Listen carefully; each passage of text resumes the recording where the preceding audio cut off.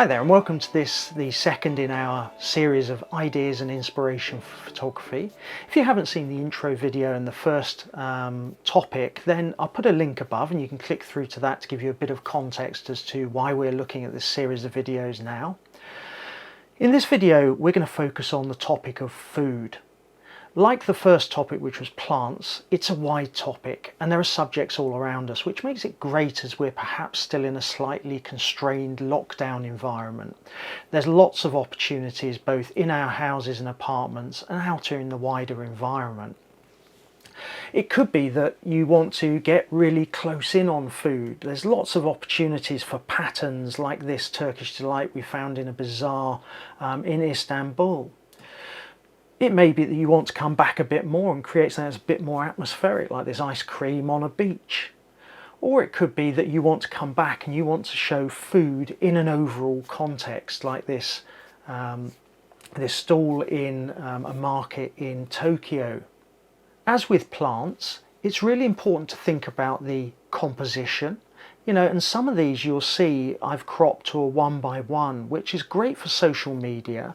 Equally, food can be really great in that sort of square crop, because if it's on a round plate, then a square crop naturally fits it. Think about the style you want to create. Think about the messaging you want to get across with your image. Why are you capturing this image? Does it have a purpose? Is it for social media? Is it for being part of a travel story, for example? Now there's two main compositions with food that you'll see quite often. The first one is top down. This is a lovely cake that I'd bought in a cafe before lockdown. Equally, this is the same cake from a 45-degree angle, and those are really the two main compositions you'll see: top down or 45 degrees or something, an angle around that that gives you a different perspective. Equally, look for patterns in food, as with the Turkish delight, this stack of bread, and you'll find lots of opportunities for shots like this. Equally, as with the picture of the cake, think about, do you need some props just to add another dimension, like the chopsticks here? Think about the background. This was a pre-prepared lunch from a supermarket in Japan, which we'd bought, and that's just a set of stone steps that we happened to sit down to eat it on. It created a nice backdrop that with the chopsticks gave another dimension to the picture and told a bit more of a story. Equally, this was a lunch when I was in China. So think about what side dishes go with it. Is there a drink that goes with it? So you create a story with the image. It's not just a picture of some food. Likewise with these Asahi beers in a bar in downtown Tokyo. Having the beans with them, edamame beans with them, really added to it. And think about the lighting. Food is great and really comes to life with natural light. So if you can be next to a window when you're shooting this with some lovely diffuse natural light, it really adds a dimensional thing to the image and lifts the image so it looks three-dimensional, it looks appetizing. Equally, you can use controlled light.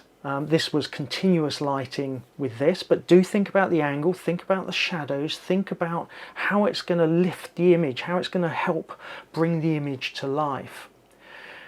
These were a set of flashlights, so you don't have to use continuous lights. So if you want to create a very imposing, crisp image and you want to use flash, then equally that can be quite useful.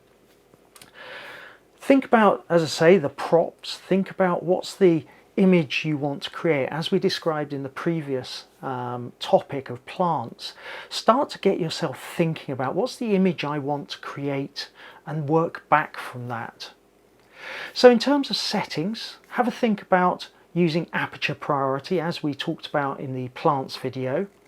However, what you tend to find with food, because of the angles you're shooting, particularly with the 45-degree angle, something like f8 is a good starting point where the depth of field isn't too shallow.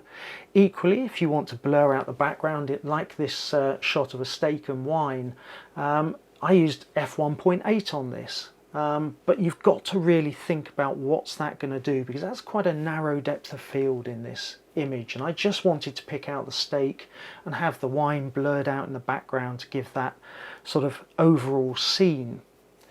As with plants, you know, I normally shoot AFC, continuous autofocus, with this kind of subject, and again, like plants, in terms of the AF area mode, you're going to want some reasonably precise control of that. So single point or perhaps wide area small is the way to go on that.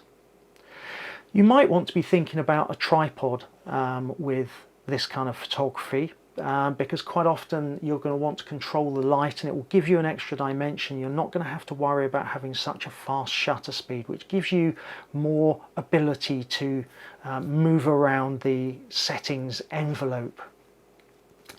So, as I said, food is a wide topic. You know, whether it's using your smartphone to capture a pattern in the veg aisle in the supermarket, or whether you're using a full studio setup to capture an image like this, there's a lot of opportunities there, and the subjects are all fairly close to hand. So I hope this is going to be a good topic of inspiration for you this weekend. As always, you know, do drop us a comment below on how you're getting on. Think about a link below to where you're posting your images so we can share some of those images. I hope you enjoyed this video. If you did, hit subscribe, hit the notification bell, and you'll be notified of the future videos in this series. Do let us know what you think about the series and how you're getting on, and I look forward to seeing you in a future video.